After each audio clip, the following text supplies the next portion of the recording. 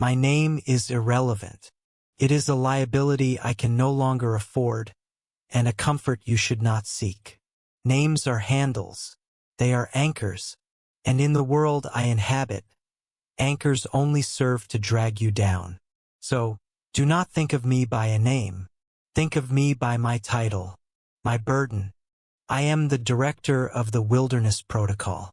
Antalai Dung Lai, Ninveo Mai Kwe nu the Dang Dangia Fan Ung Kwa Kanjia. Antabit Sai Tendu Ko Wainia Gi Doi Voi Mot So Nuoi. Vakon Ko Wainia Gi Doi Voi How Het Moi Nuoi. Now, some of you may have heard that name before. Perhaps you are an amateur radio enthusiast, a ham operator who scans the bands late at night. You might have read about us in a niche publication, a footnote in an article about backcountry safety. The story you were told is a simple and noble one. The Wilderness Protocol is a voluntary system, a gentleman's agreement for hikers and explorers to monitor specific frequencies at the top of the hour. A way to listen for distress calls, to relay messages for those beyond the reach of cell towers. A safety net woven from radio waves. I am here to tell you that this story is a lie. It is a beautiful lie, a necessary one. It is perhaps the most successful piece of public misdirection our organization has ever conceived. We created it. We funded it through anonymous grants to various outdoor clubs. We promote it. We are glad that it saves lives. Truly. Every time a lost hiker is found because someone was listening on 446.00 megahertz, we are genuinely pleased. Because it reinforces the lie. It gives it substance. It makes it real. And the more real it seems, the safer our secret remains. The more mundane chatter that fills those frequencies, the easier it is to hide the signals that truly matter.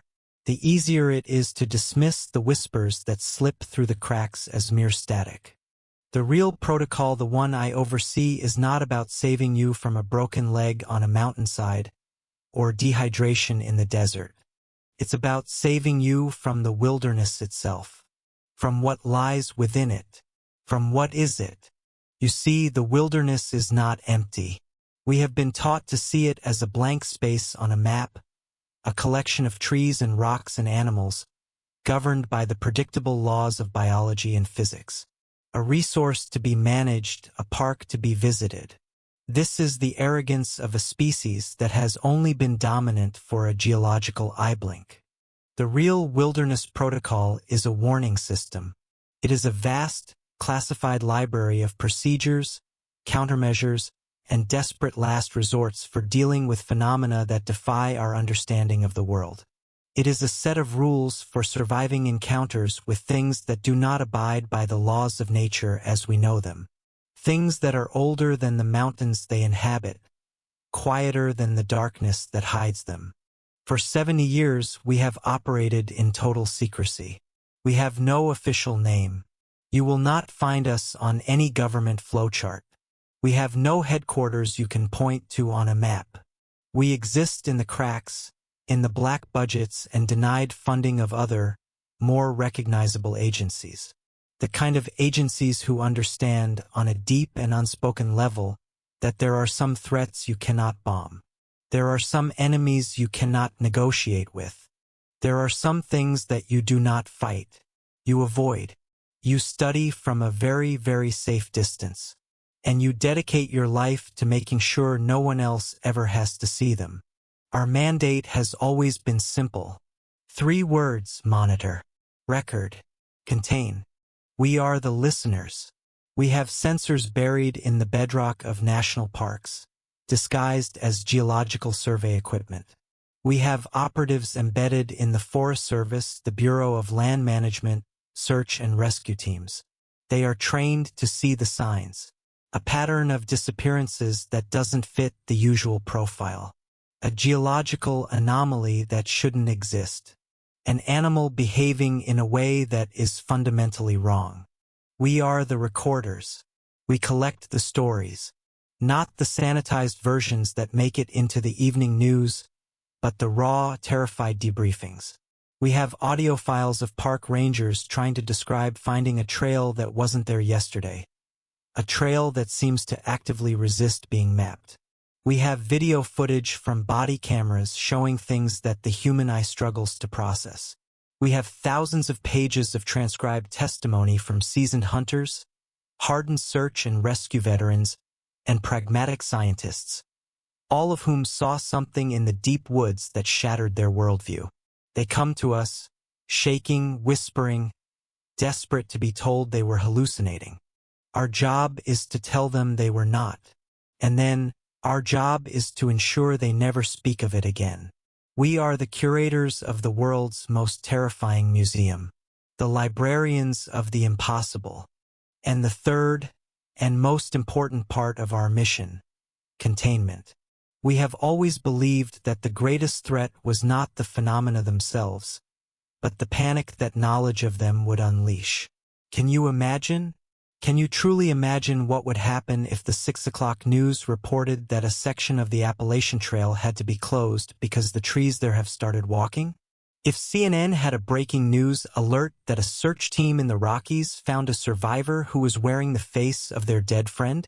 The fabric of society is woven from a shared consensus reality. Our job has been to protect that fabric, to patch the holes, to trim the frayed edges. We contain the stories. We create cover stories: gas leaks, seismic activity, dangerous animal encounters, military training exercises. We redirect public access. We quietly purchase land. We discredit witnesses who won't be silenced, painting them as unstable or hoaxers. We have done this for 7 decades, believing we were doing the right thing. Believing we were maintaining a fragile but necessary peace. You may have encountered our work without knowing it. The stories we contain have a way of leaking. They are persistent. They bubble up from the collective subconscious. They find their way onto the internet, retold on late-night forums and narrated on podcasts. They are given names like creepypastas or nosleep stories. They are consumed as entertainment, fiction. I am here, in this room, breaking a lifetime of oaths, to tell you a simple, terrible truth. Everything you've heard is true. The story you read about the park ranger who finds a strange, typed list of rules in his remote cabin, the one with rules like, if you see something in the woods that looks almost human, do not make eye contact. Their faces are not finished. Or do not, under any circumstances, approach the crooked tree at the edge of the meadow after sundown. That wasn't a story. That was a leaked field directive. Directive 734, to be precise. We airdropped it to a ranger in the Idaho Panhandle in 1988 after we lost his predecessor. The tale of the search and rescue team, the ones from the stories you call essay archives, the team that responded to a call for a lost child, only to find that the child had impossible, upside-down feet, and that when they found the child's parents, their feet were also wrong. I have the plaster casts of those footprints in a vault 3 levels below where I am sitting right now. The officer who wrote that initial report was one of ours. We recruited him a week later. The infamous Operation Grizzly Creek, the military unit sent on a supposed training exercise that went horribly wrong. The official story was a helicopter crash. The rumors you've heard online, the ones about a lone, incoherent survivor who was found wearing a uniform that was stitched together from the uniforms of his squad mates, who spoke of a thing that could mimic their voices perfectly, that lured them apart one by one. I debriefed that survivor, or what was left of him. For 3 weeks, he sat in a room just like this one, rocking back and forth, whispering a single phrase over and over again. It knew my name. It knew my name. His mind was not broken. It had been scooped out, leaving only the shell of a man hollowed out by terror. We have protocols for things your worst nightmares cannot conceive. Protocol 17B, for how to handle towns that appear on maps for only a few hours at a time, populated by echoes of people who died decades ago. Protocol 41, for dealing with a biological agent found in high-altitude lakes that doesn't kill you, but slowly rewrites your physical form into something that is no longer human. We have a thick, leather-bound volume, locked in a safe, titled simply, On the Nature of Non-Euclidean Trails and Their Maintenance. We've always believed that our methods, as morally gray as they were, served the greater good. Containment through obscurity. We believed we were in control. We believed we understood the patterns. We were wrong. Profoundly, dangerously wrong. Something has changed. The patterns are breaking. The incidents are increasing in frequency and severity at an exponential rate. The boundaries are thinning. The buffer zones we have maintained for decades are failing. Things that were once confined to the deepest, most remote wilderness, the heart of the Alaskan range, the deepest parts of the Amazon, the dead center of the Sahara are now appearing closer to home. On the outskirts of suburbs, in state parks that see thousands of visitors a year, in the woods behind your house. The old rules, some of them don't work anymore. The things are adapting. They are learning. It's as if they have been dormant, sleeping, and now something has woken them up. It is getting worse. That is why I am here. That is why I am committing an act of treason against the only cause I have ever known. My predecessors, the men who sat in this chair before me, would have had me silenced for this. My own agents, my colleagues, will be tasked with hunting me down the moment this broadcast ends. They are good at their job. I trained them, but I am old. I have sat in this chair for 22 years, and I have read the reports every single morning. I have seen the trend lines. I have listened to the final, terrified transmissions. And I have come to a conclusion that terrifies me more than any single monster. The old way is finished. Our strategy of silence is no longer a shield. It has become a shroud. Public ignorance is no longer an asset. It is a fatal liability. I cannot, in good conscience, continue to patch the holes in a dam that is about to burst. So tonight I am going to open the floodgates. I am going to tell you the things we know. I am going to declassify the reports that matter. I will tell you my own story, how I came to sit in this chair. I will tell you about the things we have seen, the rules we have written in the blood of our fallen agents. This is not for entertainment. This is not to scare you. This is to arm you, to prepare you, so that if you ever find yourself on a lonely road at dusk, and the trees on either side seem to lean in just a little too close, if you hear a voice on the wind that sounds like someone you know, but it's coming from the wrong direction, if you see something in the shadows that moves in a way that is not natural, you will know that you are not going crazy. You will know that you are not the first, and you just might know what to do to survive. This is the real wilderness protocol, and this is your first briefing. I was not born into this chair. One is not appointed to a position like director of the wilderness protocol. One accretes into it, like a pearl forming around a piece of grit. You are defined by the irritant, the trauma that starts the process. You build layers of procedure, of stoicism, of secrets around that initial horrifying wound until it becomes your entire being. Before I was the director, I was a listener. That was the official internal title for our junior field agents. It was a fitting name. Our job was to go into the quiet places and simply listen. To the radios, yes, but also to the silences between the static. To the wind as it moved through the trees. To the things that a forest says when it thinks no one is paying attention. I was young, full of the kind of pragmatic confidence that a degree in forestry and environmental science gives you. I thought I knew the woods.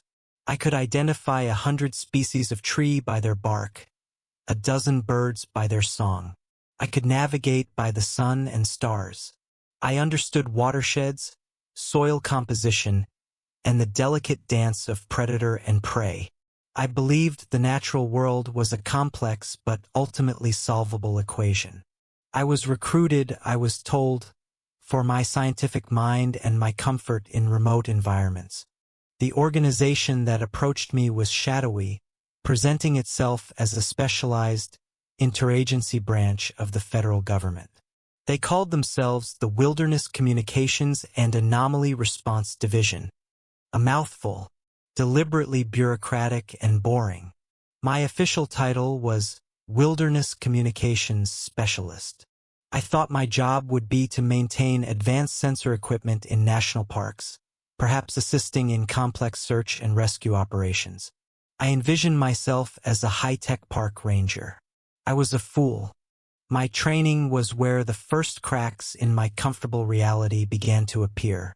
It took place at a decommissioned Cold War-era listening post, deep in the Nevada desert. For weeks, we studied advanced radio theory, signal propagation in difficult terrain, burst transmission protocols, and military-grade cryptography. That part made sense. But interspersed with the technical manuals were other texts. We studied folklore, not the charming Disney-fied versions, but the raw, dark source material. Tales from remote Appalachian hollers, from indigenous tribes in the Pacific Northwest, from the swamps of Louisiana. We were taught to read them not as myths, but as corrupted data, as eyewitness accounts filtered through the lens of pre-scientific cultures. We learned botany, but we were also shown slides of plants that exhibited impossible characteristics. Fungi that grew in perfect geometric patterns. Trees whose rings, when cross-sectioned, formed complex equations. We studied animal tracking, but we were also shown casts of footprints that had one too many toes, or that showed a bipedal creature with a gait that was biomechanically impossible. Our primary instructor was a man named Elias Thorne. He was the director then, though I didn't know it. To me, he was just Thorne. He was a quiet, weathered man who looked like he had been carved from old hard wood. His face was a roadmap of sun and worry. He spoke in short, precise sentences, as if he begrudged every word he had to release into the world. He never smiled. During one of our final training sessions, he stood before us in a sterile classroom, the desert sun beating down outside. "Your job," he said, his voice low and gravelly, "is to confirm and document. You are not a hero. You are not a soldier. You are a witness. Your purpose is to be a reliable set of eyes and ears in a place where reality is thin." He paused, letting his gaze drift over each of our faces. "You will see things that your mind will try to reject. You will see things that violate the laws of physics, biology, and common sense. Your brain, in an act of self-preservation, will try to rationalize, to dismiss, to edit what you are seeing into a more palatable form. Your training is designed to help you override that instinct, to see what is there, not what you think should be there. And when you see it, you will record it. Every detail. You will not engage. You will not intervene. You will observe, document, and retreat. The most important tool you carry is not your radio, your firearm, or your survival knife. It is your return ticket. Your sole purpose is to live to file a report. His words were chilling, but they still felt theoretical, like a safety briefing for a disaster that would never happen. Then came my first assignment, my irritant, my pearl. The call came from a vast, remote tract of old-growth forest in the Pacific Northwest, a place of mountains that scraped the sky and trees that were ancient when the first European settlers arrived. A logger had vanished. On the surface, it was a tragically common story, but the details had triggered a series of flags in our monitoring system. The man's name was Ben Carter. He was 53 years old, a veteran with 30 years of experience in the timber industry. He wasn't a novice who would wander off and get lost. He had vanished from an active clear felling site in the middle of a Tuesday morning. His crewmates said they had heard his chainsaw running, Then it had stopped. They assumed he was taking a break. A half-hour later, one of them went to check on him. The site was empty. Ben's chainsaw was on the ground, its engine cold but still half full of fuel. It had been switched off manually. His lunchbox was open on a nearby stump, a sandwich half-eaten. His water bottle was full. There were no tracks leading away from the site. No signs of a struggle. No blood. No torn clothing. The local sheriff's department had searched for 3 days with dogs and helicopters and found nothing. They were preparing to close the case, listing the cause as a probable, though unproven, animal attack. But a rookie deputy had filed a supplemental report that our systems caught. During the second night of the search, alone in his patrol car on a logging road, he'd been scanning the radio frequencies. He'd picked up a faint, garbled voice on a high-band frequency. He swore it sounded like a man's voice, and all it was doing was counting. Softly, monotonously. Thorne and I were dispatched. Our cover was that we were federal land surveyors, sent to reassess the boundaries of the national forest. It was a plausible, boring excuse that ensured no one would ask too many questions or get too close. We set up a base camp a few miles from the search area. The forest there was different. The word I kept coming back to was heavy. The canopy was so dense that it cast the forest floor in a perpetual green-tinged twilight, even at midday. The air was still and damp, thick with the smell of moss and decay. And it was quiet. Thorne had taught me about the different kinds of silence. There is the peaceful silence of a healthy forest, which is actually a symphony of tiny sounds: the rustle of a leaf, the snap of a twig, the buzz of an insect. This was not that. This was a dead silence, a profound, unnatural stillness, like a soundproofed room. It was the silence of a held breath. For 2 days we did our work. We swept the area in expanding concentric circles from Carter's last known position. We took soil samples, bark scrapings, and EMF readings. I felt foolish. I was a scientist playing ghost hunter with expensive equipment. I found nothing. No anomalies. No radiation spikes. Nothing. Thorne was unperturbed. He just watched and he listened. On the third night, it happened. I was on watch. It was just after 2 a.m., the hour of the wolf. A dead, silent time when the world feels thin and reality feels fragile. Thorne was asleep in his small tent. The fire had burned down to a bed of glowing orange embers, casting flickering shadows that danced at the edge of our clearing. I was sitting by our communications array, a headset on, slowly cycling through the frequencies. There was nothing but static, the soft, gentle hiss of an empty universe. Then a crackle. It was sharp. It made me sit up straight. It came from one of our designated wilderness channels, a UHF frequency that was rarely used, even by us. It was a listening post, not a broadcast channel. And then, through the static, a voice, faint, distorted by distance. But it was there. 112, 113. My blood turned to ice in my veins. My heart hammered against my ribs. It was a man's voice, flat, devoid of any cadence or emotion. And it was counting. I remembered my training. My hands were shaking, but I forced my fingers to move. I hit the record button on our main console. I triple-checked that the directional antenna was synced. I didn't respond. I just listened. 114, 115. I scrambled over to Thorne's tent and shook him awake. "Sir." "Thorne." He was awake instantly. There was no grogginess, no confusion. His eyes were clear and alert, and he was already reaching for his boots. "What is it?" I just pointed to the headset. He took it, put it on one ear, and listened. His face, illuminated by the glow of the dying fire, became a mask of grim, absolute concentration. He listened for a full minute. "Where is it coming from?" he whispered, his voice sharp. I gestured to the console. The direction-finding software was painting a faint, wavering line on the digital map. The signal was weak, but it was stable. It was coming from the north, from a deep, narrow canyon about a mile from our position, a place the old maps called Whispering Gorge. Thorn made a decision with a speed that startled me. "We're going. Now."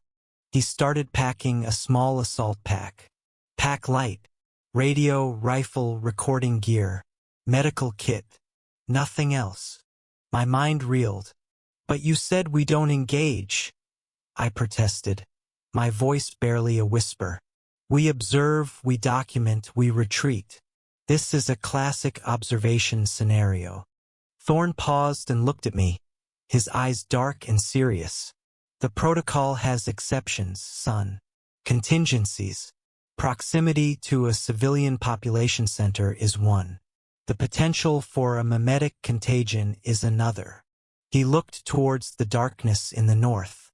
"An active vocalization. Some things you can't let them keep talking. It's not just sound. Their words can be like seeds. They can take root in the world. We need to identify the source." We moved through the darkness. Thorn took the lead, moving with an eerie silence that I, for all my training, could not replicate. The forest seemed to press in on us. The darkness was absolute, a physical presence that swallowed the beams of our headlamps just a few feet from our faces. As we drew closer to the canyon, the counting grew louder. I no longer needed the headset to hear it. It was in the air around us. A faint, disembodied voice that seemed to come from everywhere and nowhere at once, echoing off the unseen canyon walls. 241, 242. The voice was hypnotic in its monotony. It was the sound of a machine, of a task being performed without thought or feeling. We reached the lip of the gorge and dropped to our bellies, crawling the last few feet. We peered over the edge. It was a black, jagged wound in the earth, easily 200 feet deep. The voice was coming from the bottom. Thorn gestured for me to set up our equipment. I pulled out the parabolic microphone and a high-sensitivity camera with a thermal imaging lens. I focused the lens, scanning the rocky canyon floor. It was a chaotic mess of boulders and scrub brush. And then I saw it. A flicker of heat, stark white against the cold, blue-black of the rock. I zoomed in, my heart pounding. It was a man. He was standing at the bottom of the canyon, facing a sheer rock wall. Motionless. His back was to us. Even on the thermal imager, I could make out the familiar shape of a flannel shirt and work pants. It had to be Ben Carter. Relief washed over me, so powerful it almost made me dizzy. He was alive. He was trapped, maybe confused, but he was alive. Forgetting myself, forgetting 100 hours of training in a single foolish moment, I keyed the microphone on my personal radio. "Ben," I whispered, the word carrying across our private channel. "Ben Carter, this is we're here to help. Can you hear me?" The counting stopped. The silence that followed was a physical thing. It crashed down on the canyon, 100 times heavier and more terrifying than the voice had been. The figure at the bottom of the gorge did not move. For a full 10 seconds, nothing happened. "You fool," Thorn hissed, his voice so low and venomous it felt like a physical blow. "You broke protocol. You never, ever used their name. You never let them know you see them." Before I could form a response, the figure began to turn. It did not turn like a human being. It moved slowly, stiffly, like an old, rusted machine. The head turned first, a jerky, ratcheting movement that seemed to violate the way a neck should work. A horrible, soft, cracking sound drifted up from the canyon floor. Then the torso followed, swiveling at the waist in a single, unnatural motion. It was facing us now, a pale shape in the darkness, its face upturned towards our position on the rim. I centered the camera on its face, cranking the zoom as far as it would go. And I saw it, and a scream lodged in my throat, a knot of pure, primal terror. The face was Ben Carter's, but it was a grotesque caricature. The skin was pale and waxy, stretched taut over the bones like old, wet parchment. The eyes were wide, staring, but they were a milky cataract white. They were blind, yet they seemed to be looking right at me. The mouth was open, frozen in a perfect O, as if in perpetual silent surprise. It was a mask, a crude, horrible death mask worn by something that was not Ben Carter. And then the mask spoke. But the voice that came out was not the flat, monotonous counting voice. It was a new sound, a dry, rasping whisper that sounded like 1,000 dead leaves skittering across pavement. A chorus of tiny, sharp noises that somehow formed a word. Found. And then the figure unfolded. My mind still struggles to process the memory. It fights against it, trying to file it under nightmare or hallucination. But it was real. The limbs, which had appeared human, began to elongate. They stretched with a series of sickening, wet cracks and pops that echoed up the canyon walls. The back arched, then broke, the spine snapping with a sound like a bundle of dry sticks. New limbs, long and spindly and sharp, tore through the back of the flannel shirt. It grew taller, thinner, its form shifting from the familiar human silhouette to something long and angular and utterly alien. It rose up on those new limbs, a spider-like horror of pale flesh and too many joints, its movements both jerky and impossibly fast. And all the while, the dead, blind face of Ben Carter remained fixed on us, a grotesque lure on a monstrous anglerfish. Thorne was already pulling me back from the edge, his grip like iron on my arm. "Run," he said. It was not a command. It was a plea. It was the first time I had ever heard fear in his voice. Back to the camp. Do not look back. Do not stop. Just run. We ran. We crashed through the undergrowth, heedless of the noise. Behind us, I could hear it coming. The sound of its pursuit was a nightmare symphony.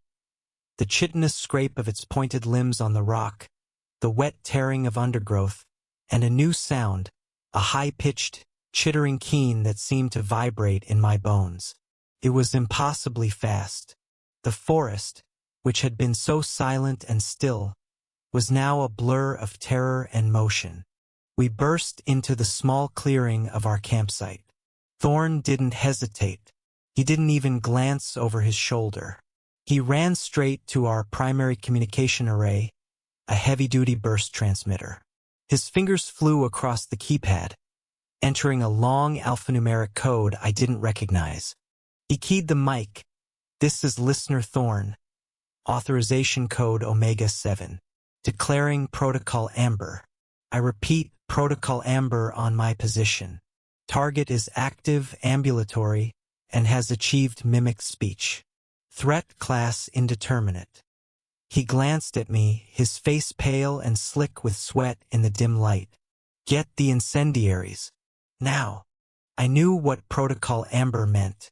Green was for observation, yellow for heightened alert and potential withdrawal. Amber meant the situation was unrecoverable. It meant the entity was too dangerous, that it had seen too much, learned too much. It meant you were compromised. It was the protocol for scorched earth. Erase the evidence. Erase the encounter, including, if necessary, yourself. I fumbled in our primary gear pack and pulled out 2 small, heavy blocks. Thermite charges, capable of burning at over 4,000 degrees Fahrenheit. They would turn our entire campsite into a puddle of molten slag. The chittering sound was closer now. It was at the edge of the clearing. I could see it, a tall, spindly silhouette against the slightly less black sky, moving between the trees. The pale moon of Ben Carter's face was pointed right at us. Thorne didn't spare it a glance. He tossed one of the thermite packs onto our sensitive communications gear. "The other one is for us, if it gets across the clearing," he said, his voice terrifyingly calm. "They cannot be allowed to take one of us. They learn from what they take." He pulled the igniter on the charge. There was no explosion, just a blinding, silent flash of pure white light. The heat was instantaneous and brutal, like standing too close to a furnace. It seared my lungs. Our tents, our equipment, our research, everything was vaporized in a silent, searing inferno. The creature at the edge of the woods recoiled from the light and the heat.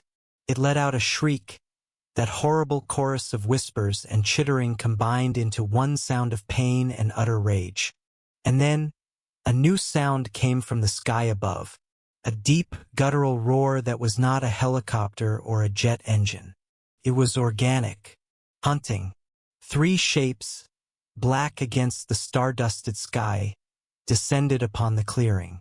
They were not birds. They were huge, leathery, winged things that moved with a terrifying predatory grace. They were the response to Protocol Amber. They fell upon the thing that wore Ben Carter's face. What followed was a maelstrom of screeching, tearing, and the wet, percussive snapping of bone. I didn't watch, couldn't. I fell to the forest floor, covered my head with my arms, and squeezed my eyes shut, a raw scream of terror finally escaping my lips. When I finally dared to look, it was dawn. The gray light filtered through the trees. The winged things were gone. The creature was gone. Our campsite was a circle of scorched earth and melted rock, still radiating a faint heat. In the exact center of the scorched circle stood a single mud-caked logger's boot, perfectly upright, untouched.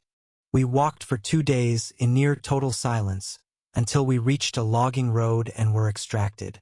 The official report stated that Ben Carter had tragically fallen into a deep, unexplored ravine, his body likely washed away by an underground river. Terrible accident. My own report, the one I filed with Thorne, was 73 pages long and was immediately classified at the highest level. I was never the same after that night. The world I thought I knew, the world of solvable equations and predictable laws, had been peeled back like sunburnt skin, and I had seen the raw, writhing, horrifying reality that lay beneath.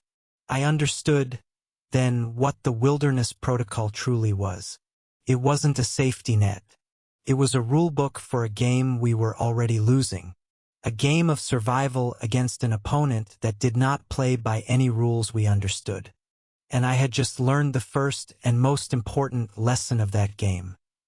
Some people who go missing in the wilderness are not lost. They are found. After Whispering Gorge, I was pulled from active fieldwork. The official reason given was acute psychological trauma and potential overexposure to a Class 5 entity. They were right, of course. I saw Ben Carter's face in my sleep for a year. I would wake up in a cold sweat, the sound of chittering whispers echoing in my silent apartment. They didn't discard me. The protocol doesn't do that. We are too few and our knowledge is too specialized. Instead, they gave me a desk. They put me in a windowless room not unlike this one, and they made me a different kind of listener. I was reassigned to the archives. My new job was to read the reports of other agents, to listen to their audio logs, to watch their recovered camera footage, and to collate the data, to find the patterns. For 6 months, I did nothing but immerse myself in the failures and tragedies of the organization. I listened to hours of static, punctuated by moments of pure, unadulterated terror. I read reports written in shaky, barely legible handwriting by agents who had just survived something that had no name. It was in that room, surrounded by the ghosts of 70 years of incidents, that I truly began to understand the protocol. It was not a single document. It was not a tidy manual you could memorize. It was a living, breathing, bleeding thing, A vast, chaotic tapestry woven from last words, frantic warnings, and sober after-action reports. It was a collection of scars.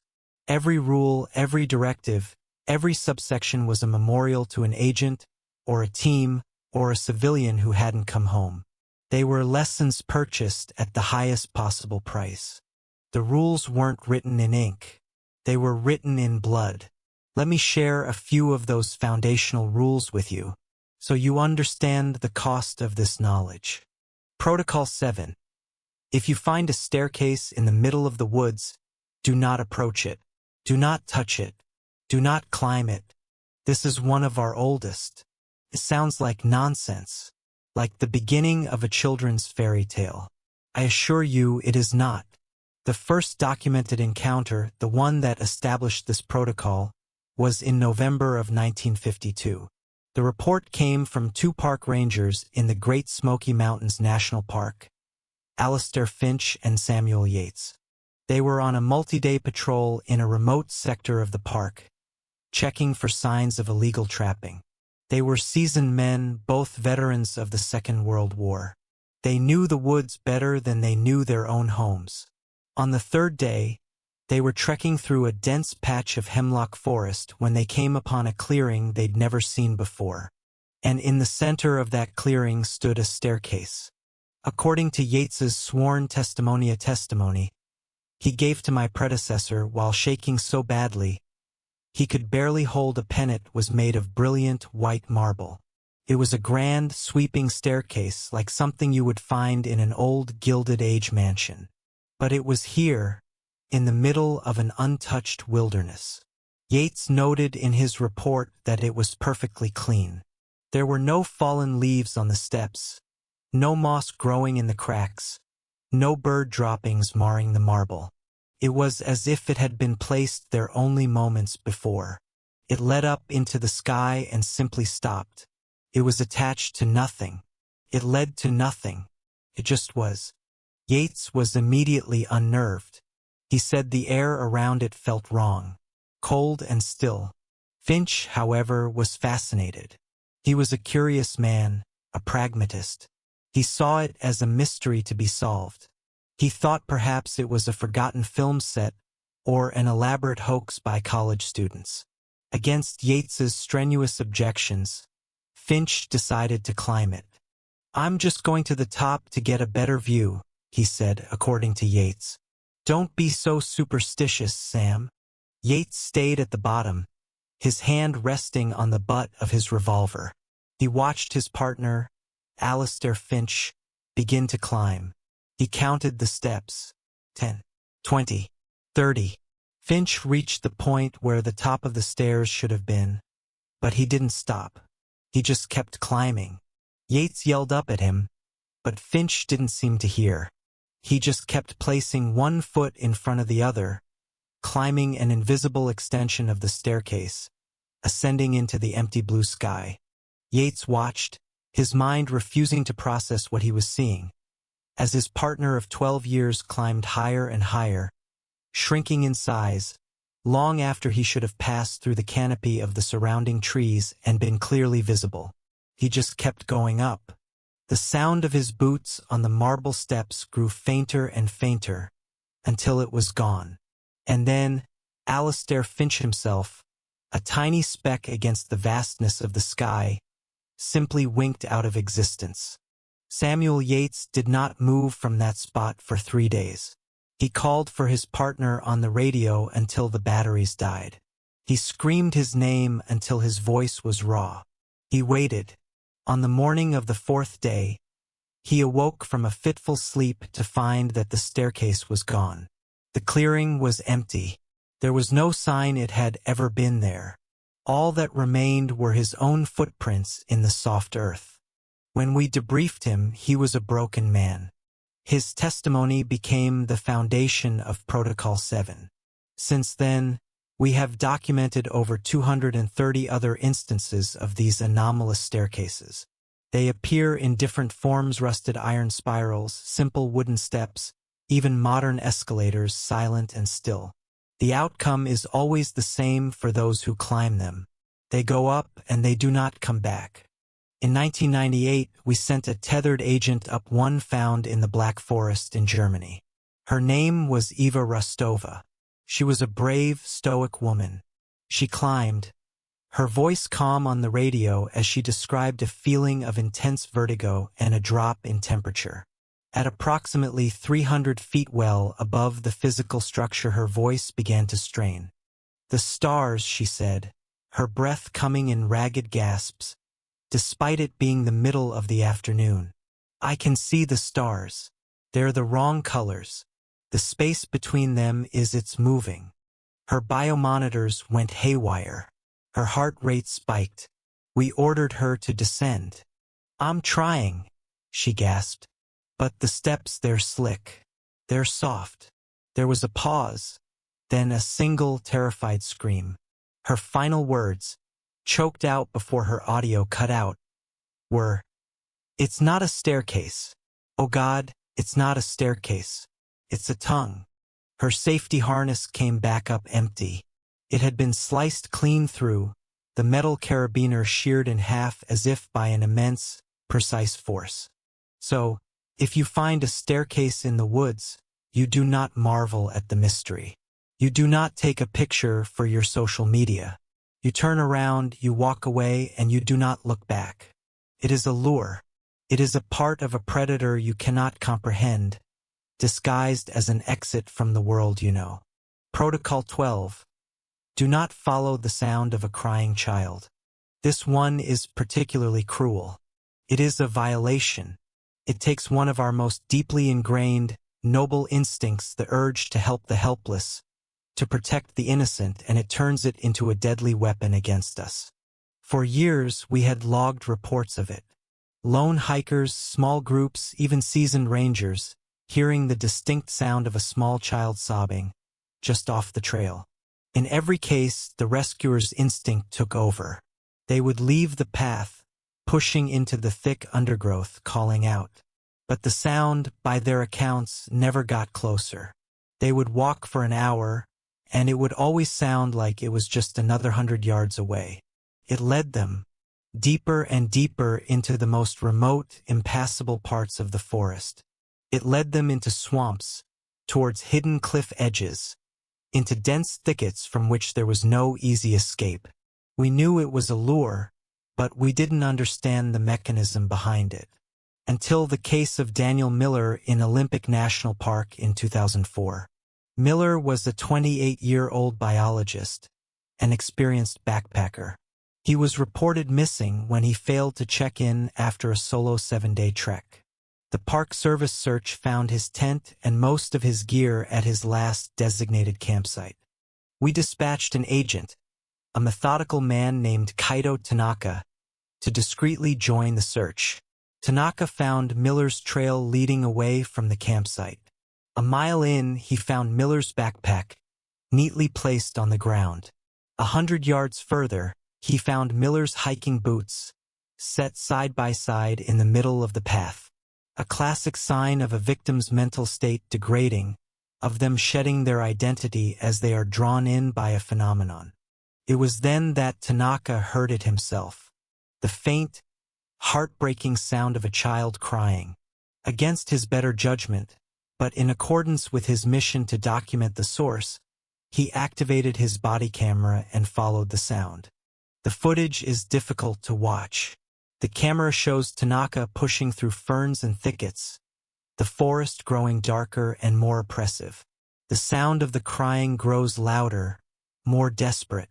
After nearly an hour of this, Tanaka breaks through into a small, unnaturally round clearing. As soon as he enters, the crying stops. The clearing is filled with wildflowers, but as Tanaka's camera pans across them, you notice something is wrong. They are violets, but they are a screaming, vibrant, impossible shade of magenta.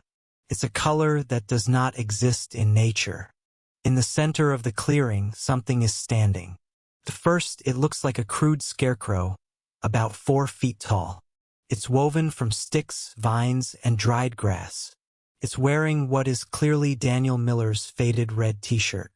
On top of its head, a rough ball of woven vines, is a matted clump of brown hair that we later confirmed belonged to Miller. Tanaka stands frozen, his breathing heavy on the audio.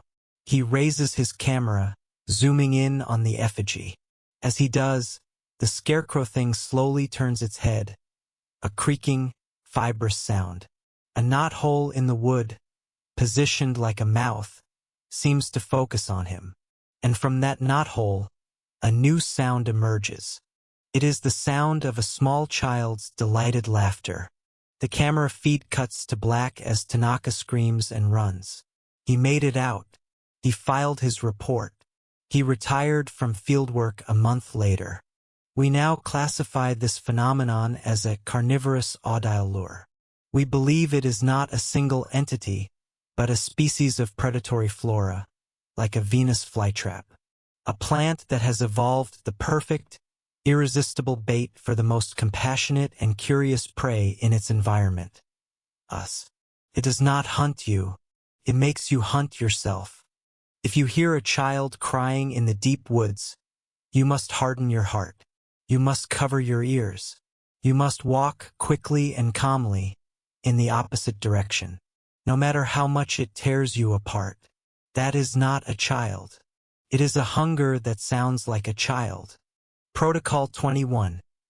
If you see your own doppelganger, do not acknowledge it.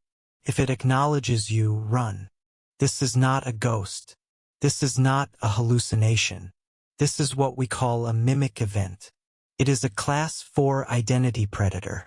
They are rare, but they are among the most dangerous phenomena we have ever documented, because their method of attack is metaphysical.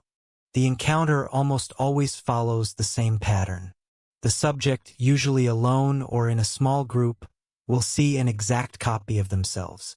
It might be standing on the opposite bank of a river, or on a ridge across a valley, or simply at the other end of a clearing. It will be wearing the same clothes, carrying the same gear, even sporting the same scuff mark on its left boot. It will often mirror the subject's actions. If you raise a hand to shield your eyes from the sun, it will too.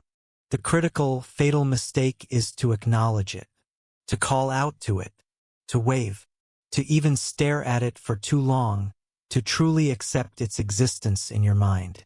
The moment you form a connection, you have given it a foothold in your reality. The case that cemented this protocol is one of our most tragic. It involved two brothers, Kevin and Michael Joyce, who were on a climbing trip in the Sierra Nevadas in 1983. According to the survivor, Michael, they were resting on a ledge when Kevin saw it. An exact copy of himself, standing on an opposing ridge about 200 yards away. Kevin, being a good-natured person, thought it was a friend playing a prank or some bizarre trick of the light and shadow. He laughed, and he waved. A big, friendly, sweeping wave. Michael said that on the ridge across the way, the doppelganger waved back in perfect synchrony. And on the ledge next to him, his brother Kevin suddenly gasped, clutched his chest, and collapsed. Michael, a trained EMT, rushed to his side, but it was too late. Kevin was dead. It was later ruled a massive, instantaneous coronary event. A perfectly healthy 29-year-old man, dead in an instant. As Michael knelt there, weeping over his brother's body, he happened to look back up at the ridge. Kevin's doppelganger was gone, but standing in its place was his own. It was looking right at him, and, according to Michael, it smiled. A wide, knowing, triumphant smile. Michael didn't hesitate. He scrambled down the mountain and ran for his life. He ran until his lungs burned and his legs gave out. He never saw it again. We believe the mimic is a predator that feeds on identity, on quantum state singularity. There is a fundamental rule in the universe that two of the exact same things cannot occupy the same space and the same identity. When you acknowledge the mimic, you are confirming its identity. You are creating a paradox, a link between you and it. And the universe, in its brutal efficiency, resolves that paradox by eliminating the weaker of the two. The mimic, being native to the strange physics of the wilderness, is never the weaker one. Ignoring it is your only defense. You see it, you turn your head, you busy yourself with your gear, you pretend it is a strangely shaped rock. You must starve it of acknowledgement. But if it acknowledges you first, if it calls your name, if it smiles at you as Michael's did, it means it has already established the link. It has already won. At that point, your only option is to run. You are not trying to outrun a physical creature. You are trying to outrun a paradox. You are trying to put enough distance between you and it that the link might decay. Most fail. These are just 3 rules from a library of hundreds.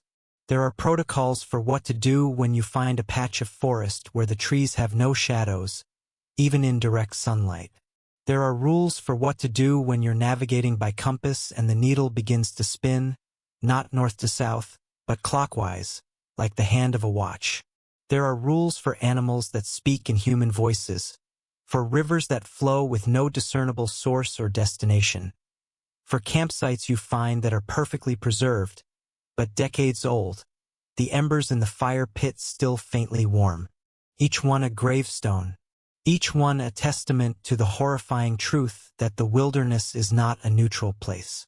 It is not empty, it is full, and it is watching us, always. For more than half a century, our entire operational philosophy was built upon a single comforting premise. It was the bedrock of our secrecy, the justification for our methods. That premise was that these phenomena, as terrifying and reality-bending as they were fundamentally rare. They were anomalies, glitches in the matrix of the world. We pictured them as sharks in a vast, deep ocean. Immensely dangerous, yes, but geographically constrained. As long as you stayed out of the deep water, as long as you didn't venture into the most remote, untouched corners of the world, you were safe. Our job was simply to post the no swimming signs, to discreetly patrol the beaches. The wilderness was the cage, and the things were trapped within it. It was a manageable threat, a status quo we could maintain. That premise is now void. That comfort was a delusion. Something has changed. I cannot tell you what the catalyst was. Perhaps it is a cyclical phenomenon, an awakening on a timescale so vast we are only now seeing the beginning of the next phase. Perhaps it is something we died of, forgotten deep earth drilling project, a high-energy particle experiment that tore a microscopic hole in the fabric of reality, a signal we beamed into space that received an answer we were not prepared for. I do not know. All I know is this: the sharks are no longer staying in the deep water. They are learning to walk on land. The change is not subtle. It is a statistical avalanche. For 50 years, we would average 12 to 15 confirmed, Class 3 or higher incidents per year, globally. Last year, we logged 141. This year, we are on track to exceed 300. The data points form a near vertical line on our charts. But it's not just the frequency. It's the location. The cage is breaking. We used to only worry about places like the Nahanni Valley in Canada or the heart of the Siberian taiga. Now, the reports are coming from places people think of as safe. We had a confirmed mimic event, a Class 4 identity predator on a popular hiking trail less than 5 miles outside of Boulder, Colorado. A young woman saw herself waving from across a meadow. Thankfully, she had read the Creepypasta online. She thought it was a disturbing coincidence. She ignored it and walked away. The story she thought was fiction saved her life. A functional Class 2 anomalous staircase appeared in a 50-acre patch of woods nestled between 2 suburban housing developments outside of Atlanta. It was there for 6 hours. We were lucky. A teenager took a photo of it, but it was dismissed online as a clever Photoshop. We had agents on site within 3 hours, posing as county surveyors, and we cordoned off the area until the structure demanifested.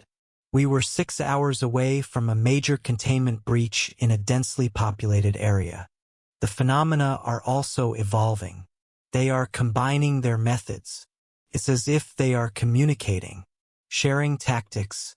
We have a confirmed report from the Pyrenees Mountains of a mimic that used the crying child lure.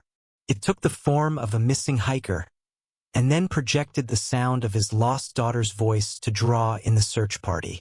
We lost 3 members of the Spanish rescue team before our embedded agent could call for a full quarantine of the area.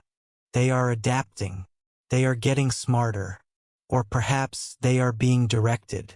The thought of a single, malevolent intelligence orchestrating this escalation is a possibility we can no longer dismiss. But the most disturbing development, the one that broke our understanding of the threat, the one that is the direct cause for my speaking to you tonight, is a new type of phenomenon. We have no formal classification for it.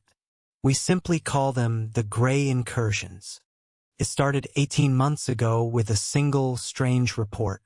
It came from a long-haul trucker, a man named Marcus Thornino relation who drove a regular route through the Serenity Peaks National Park. He was a reliable observer, a man who had spent 40 years looking at the world through a windshield. He spoke about a strange, dense fog that would occasionally appear on a specific 12-mile stretch of road through the park's highest pass. This was no ordinary fog. He said it was cold, and it would appear on clear, sunny days. It smelled of damp, rotting earth and static electricity, and he said it seemed to have things moving within it. He described them as shadows that were too sharp, quick, angular movements at the edge of his vision. He developed his own set of rules for driving through it. Don't slow down. Don't stop for any reason. Don't use your high beams, it made them more curious. And never, ever, look too closely at the shadows. Just keep your eyes on the white line and drive. We logged the report as a low-level atmospheric anomaly and filed it away. Then we got another report. Park ranger in Yellowstone. Then a vacationing family in the Blue Ridge Mountains. They all described the same thing. A sudden, unnatural fog bank, a gray wall that appeared on the road ahead. They all mentioned the cold. They all mentioned the strange ozone smell. And a few of them mentioned the quick, dark shapes moving within the gray. We decided to dispatch a dedicated response team. The target was a recurring incursion site in a remote part of the Beaverhead Deer Lodge National Forest in Montana. The team was designated Recon 7. It was led by an agent named Elias Vance, a man I had trained myself. He was a 20-year veteran of the protocol. Methodical, calm, courageous. He and his team were the best we had. They were equipped with our latest sensor technology, mobile atmospheric analyzers, full-spectrum cameras, and biological signature detectors. They went in prepared for a meteorological event with possible biological components. They found it. Vance's first report described it exactly as the witnesses had.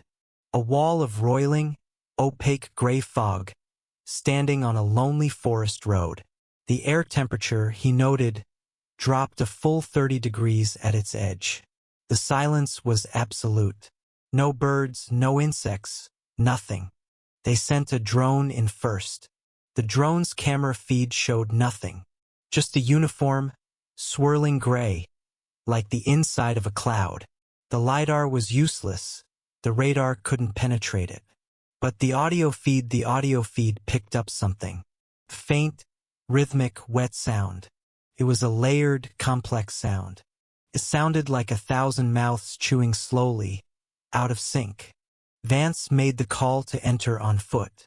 It was a standard investigative procedure for a stationary anomaly. They went in wearing full environmental suits, moving in a 4-man wedge, connected by safety tethers.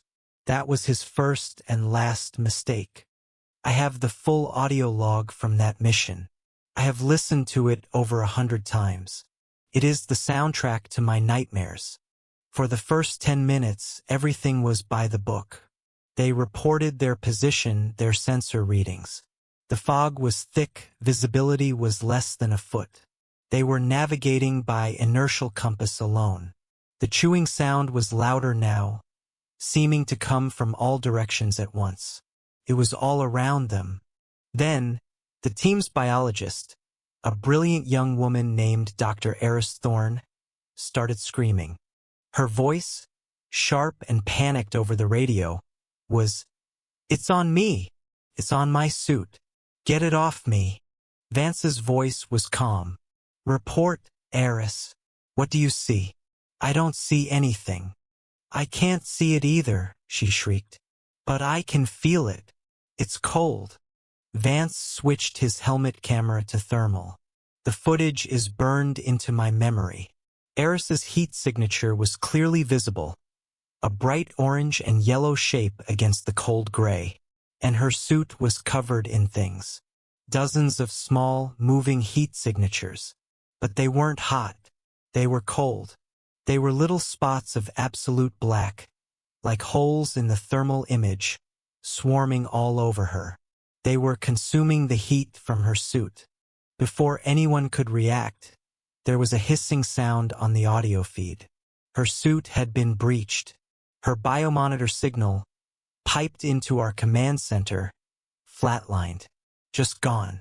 The rest of the team tried to retreat, turning back the way they came. But the fog, it was no longer passive.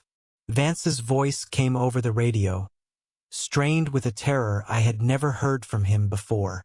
"Command, we have visuals. Multiple contacts. They're not solid."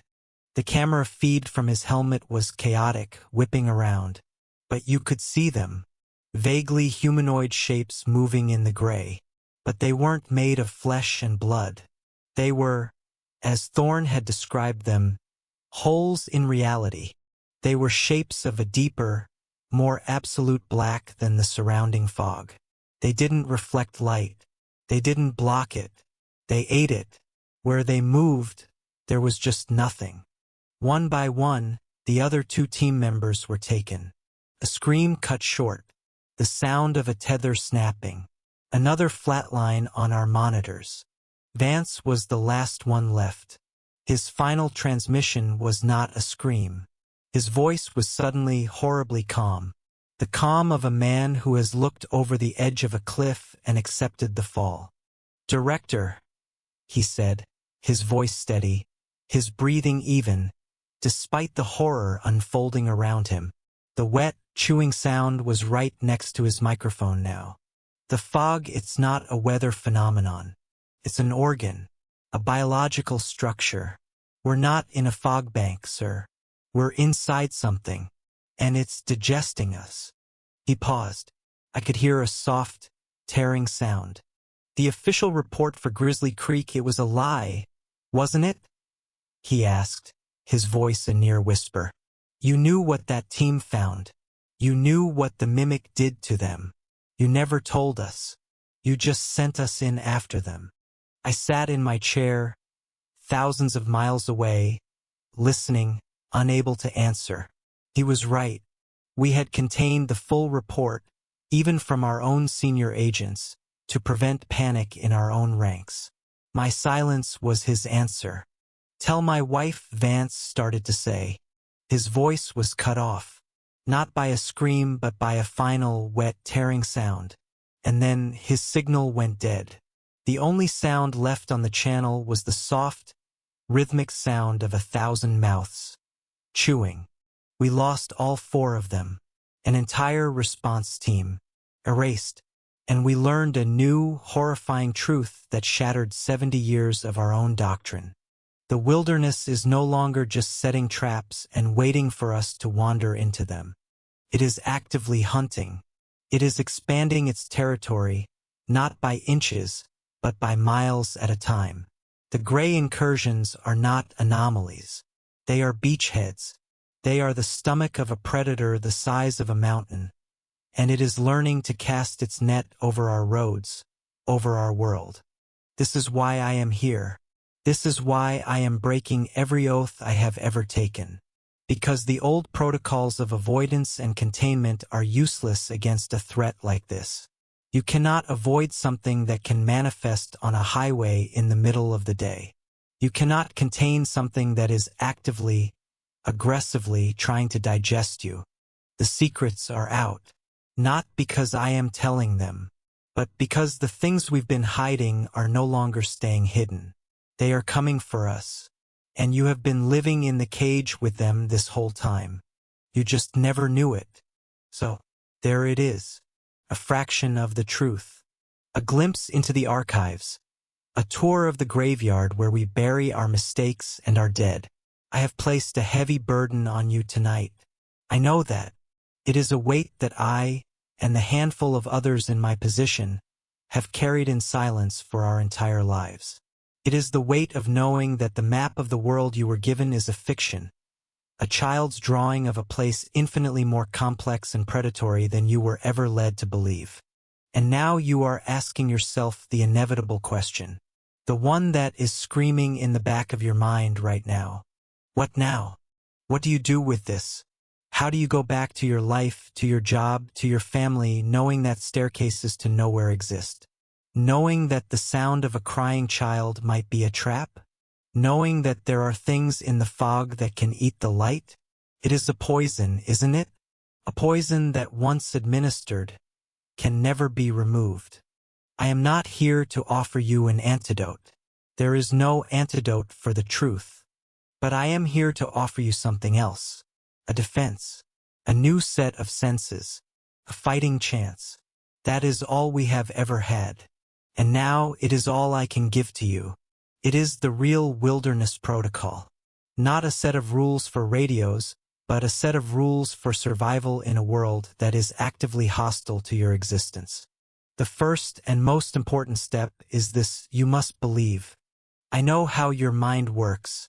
It is the modern, rational mind, and it is your greatest enemy right now. It is already building defenses against what I have told you. It is whispering comforting lies. He is a madman. This is an elaborate hoax, a viral marketing campaign. These are just campfire stories, urban legends. Your skepticism is a shield, an armor you have spent your entire life polishing. It has protected you from scams, from falsehoods, from foolishness. But against this, it is an armor made of paper. You must consciously and with great effort set that shield aside. You must accept the unbelievable truth that the world is older, stranger, and far more dangerous than you have been told. The universe is not only stranger than we imagine, it is stranger than we can imagine. And some of that strangeness is hungry.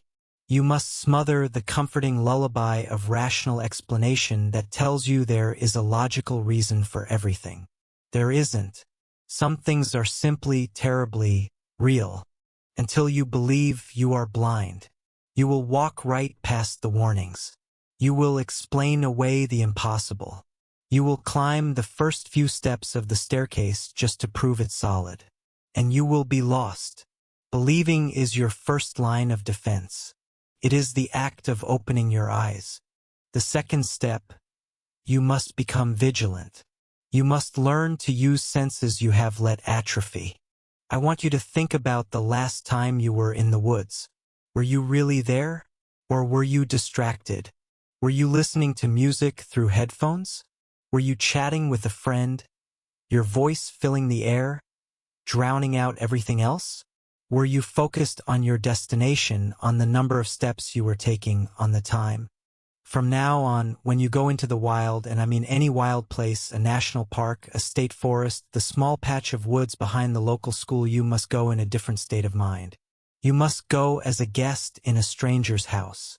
You must learn to listen. Leave the headphones in the car. Listen to the symphony of the forest. The birdsong, the chittering of squirrels, the rustling of the wind. Learn its rhythm, because when that rhythm stops, you need to know. There is a profound difference between the peaceful quiet of a sleeping forest and the dead, waiting, predatory silence of a place that is holding its breath. The first is calming.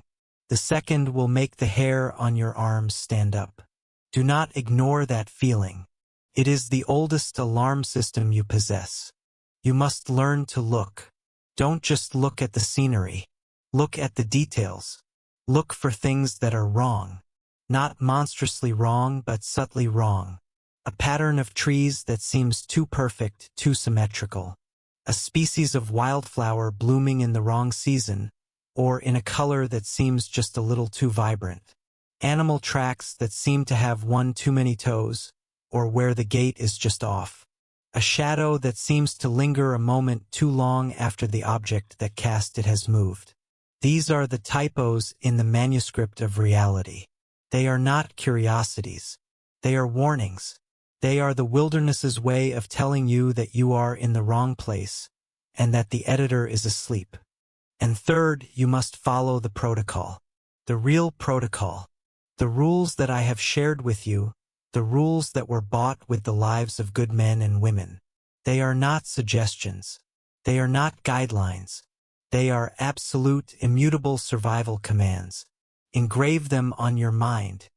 If you find a staircase in the woods, no matter how beautiful or mysterious, you turn around and walk away. Do not let your curiosity be the bait in a trap older than your species. If you hear the sound of a child crying where no child should be, you cover your ears and you walk in the opposite direction. Your compassion is a weapon being used against you. It is a key that fits a lock you do not want to open. If you see your own doppelganger, your perfect, impossible twin, you do not acknowledge it. You do not wave, you do not call out, you do not stare. You turn your head. You become intensely interested in a fascinating rock on the ground. You pray to whatever God you hold dear that it does not acknowledge you first. And the new rule, the rule for the modern age. If you are driving and you see a wall of fog on the road ahead, a fog that looks too dense, too gray, too solid, a fog that appears on a clear day where no fog should be, you do not drive into it. Your deadline is not worth it. Your appointment is not worth it. Turn your car around. Find another route. Even if it takes you 100 miles out of your way, these are your weapons. Belief, vigilance, and the protocol. It is not much, I know. It is a thin shield against an ocean of teeth. But it is more than you had yesterday. I know what this act of treason will cost me. My colleagues, the few people in this world who truly understand this burden, will see this broadcast as the ultimate betrayal. They will argue, with some justification, that I am a fearmonger, that I am causing a panic that will lead to more deaths, not fewer, as frightened people begin seeing monsters in every shadow.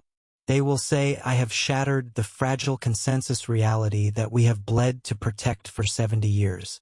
They may be right, but I have sat in this chair for 22 years. I have read the escalating reports every single morning. I have seen the patterns shift from containment to active incursion. And I believe, with every fiber of my being, that the age of secrecy is over, because the things we were keeping secret have decided to end it. I believe that an informed, cautious, and yes, a frightened public is a better defense than a handful of secret agents fighting a forgotten, losing war. We are the Wilderness Protocol. For 70 years, we have been the silent watchers on the wall, the keepers of the terrible secrets, the lonely librarians of the apocalypse. But the wall is crumbling. The secrets are clawing their way out. I am the director, and I am here to tell you, one last time, that everything you've heard is true, and it is getting worse. So the next time you go for a walk in the park to get away from it all, the next time you see a sign at a trailhead, remember my words. Remember that you are a visitor in a place that is not yours. A place that has its own rules, its own inhabitants, and its own ancient, hungry appetites. The signs at the trailhead always tell you, stay on the marked path. They just never told you why. If you are seeing this, it means my time is short. It means they haven't found me yet. But the perimeter is shrinking. I am off the grid, as they say. A ghost. But even ghosts can be hunted. I did not intend to make another one of these broadcasts. My warning was given. The archives I could access have been disseminated. I believed my work was done. My only remaining task was to evade capture and fade into whatever time I had left. But I was wrong. The work is never done. The situation has changed again. In the few weeks since my initial broadcast, since I went to ground, I have been monitoring the internal protocol channels, the deep web chatter, the encrypted burst transmissions from the field. And I have intercepted a report. A report so terrifying, so paradigm-shifting, that it makes everything I told you before seem like a prelude. A nursery rhyme before the abyss. I told you the rules were written in blood. I told you our protocols were our only defense. What I am here to tell you now, with what may be my final words, is that our enemy has read our rulebook. And it is using our own defenses as a weapon against us. I want to tell you about the Echo Lake event. It happened 12 days ago, in a region of the Sierra Nevadas we have monitored for decades. A Class 2 anomaly had been detected, unusual seismic and magnetic fluctuations centered on a high-altitude lake. A standard observation mission. We dispatched a team of 3. Team designation: Stalker 9. They were young, eager, the new generation. They had studied all my reports, all the old rules. They had them memorized. They believed they were prepared. That was their first and most critical mistake. The team consisted of Agent Thorne, the lead, Agent Chun, the tech and science officer, and Agent Rios, security and close quarters combat. Their initial approach was flawless. They documented a faint, residual auditory phenomenon consistent with a dormant Class 3 crying child lure. According to Protocol 12, they correctly identified it, hardened their hearts, and ignored it. They noted it in their logs as background noise.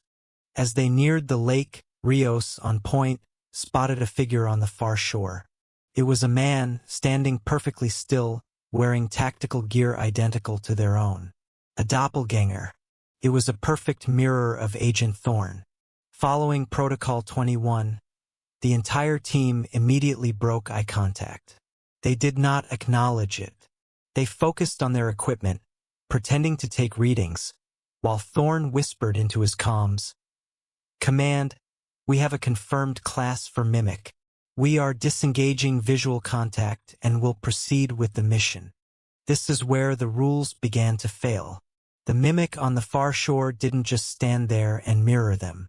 It raised a hand, not to wave, but in a familiar halt gesture used by tactical teams worldwide. Then it spoke. Its voice, perfectly mimicking Thorne's, crackled over their open comms channel. "Mission scrubbed," it said. "Protocol 7 Delta. Abort and return to base." The team was momentarily confused. 7 Delta is a valid, though obscure, abort code. Chun, the tech officer, immediately began trying to verify the transmission source. Was it a freak signal bounce? Was it a prank? But the doppelganger across the lake lowered its hand and pointed. Not at them, but at a trail leading up and away from the lake. "New extraction point," it said in Thorne's voice. "Rendezvous in 10. They knew it was the Mimic. They knew it was a trick. They ignored it. They were following the rules. They turned their backs on the Mimic and began to fall back to their original insertion point, as protocol dictated. And then Agent Rio screamed. He was at the rear of their formation. "It's behind us," he yelled. "The Mimicet's here." Thorne and Chun spun around. There, not 10 feet away, standing at the edge of the trees, was another doppelganger. This one was a perfect copy of Agent Rios. And it was smiling. It hadn't appeared across a valley. It hadn't waited to be acknowledged. It had manifested directly behind them. It had bypassed the fundamental rules of engagement. They ran. But as they ran, things escalated. The sound of the crying child grew louder, coming from all directions at once, disorienting them. Then Chun shouted that her GPS was malfunctioning. The coordinates were spinning wildly. The entire local reality was becoming unstable. They were being herded. They found a small, abandoned ranger cabin and barricaded themselves inside. They were terrified, but they were alive. They tried to establish a secure uplink to command, but all they got was static. Then, after an hour of silence, there was a soft knock at the door. Thorn, his voice trembling on the audio log, called out, "Who's there?" A voice replied from the other side. It was a perfect imitation of my voice. The director. "Agent Thorn," it said, its tone calm and authoritative. "The incursion is over. We have the area secured. Open the door." Thorn knew it was a trick. He had just spoken to me 24 hours earlier from a secure line. He knew I was not in the field, but the psychological pressure must have been immense. To hear the voice of your commanding officer, your mentor, offering safety in a moment of absolute terror. He didn't open the door. He held firm. He was a good agent. Then the voice on the other side of the door sighed. It was a sigh of disappointment, of theatrical frustration. "Very well," it said in my voice. "If you won't follow my orders, perhaps you'll listen to her." And then, a new voice began to speak from the other side of the door. It was the voice of Agent Thorn's deceased wife, who had died of cancer 2 years prior. It was speaking to him. It was calling his name. It was telling him she was cold. It was asking him to please let her in. That is where the audio log ends. A single, ragged sob from Agent Thorn, the sound of the barricade being torn away from the door, and then static. A profound, absolute static, as if the microphone itself had been erased from existence. Do you see? Do you understand what this means? The incident at Echo Lake was not a random encounter with multiple entities. It was a coordinated, intelligent, and deeply malicious trap. It demonstrated a terrifying meta-awareness of our countermeasures. It knew the rules. It used the crying child lure not as the primary attack, but as a form of auditory camouflage. It used the mimic not as an identity predator, but as a tactical tool for misdirection and hurting. It used our own command structure, our own psychological profiles against us. It knew everything. It was learning, evolving. It had read our playbook, and it was turning our shield into a cage. The protocols were no longer a defense. They had become a script, and the phenomena were now directing the play. This is the final escalation. The game has changed. Avoidance is no longer possible when the enemy knows how you think. The rules are not enough. Too soon. They are here. I don't know how. They have found me. I don't have much time. You need to listen to me. This is the last thing I can teach you. The final protocol. The rules I gave you, they are a foundation, a starting point, but they are not enough anymore. You must learn to think beyond them. If your instincts are screaming at you to run, but the protocol says to stay still, you listen to your instincts. If a situation feels wrong in a way that isn't covered by the manual, do not wait for permission to save yourself. The rulebook is compromised. Your own fear, your own intuition, that is all you have left that is truly yours. It is the only thing they haven't learned to mimic yet. The responsibility is no longer ours. The protocol as an organization is broken, compromised.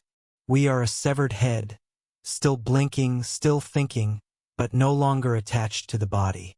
The body is you, the general public, the millions of you who are now aware. You are the new network. You are the new watchers. You must share the stories. You must update the rules. You must warn each other. There is one last protocol. Protocol 0. It is the final failsafe. It is to be enacted only when an asset with critical knowledge is about to be compromised. It is not about escape. It is not about fighting back. It is about denial. You deny the enemy the asset. You deny them the knowledge. You deny them the victory. You erase yourself from the board. There's someone at the door. Who's there? It's the director, his own voice says. I've come to take you home. Let me in. We need to debrief. Checkmate. Do not let them take your knowledge. Do not let them learn from you. The archives are closed. My name is irrelevant. I am the director of the Wilderness Protocol. And my final order to you is this. Survive. Protocol 0. Authorization code. Lethe Alpha Tango Hotel. There is no coming back from this. He looks down at the object in his hand. It's not a lighter. Thank you for receiving this transmission. The responsibility for this knowledge now passes to you. Subscribe to the Wilderness Protocol for further declassified reports and survival procedures.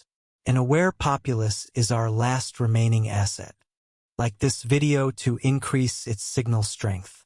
Help us bypass the algorithms of containment and reach those who are still in the dark.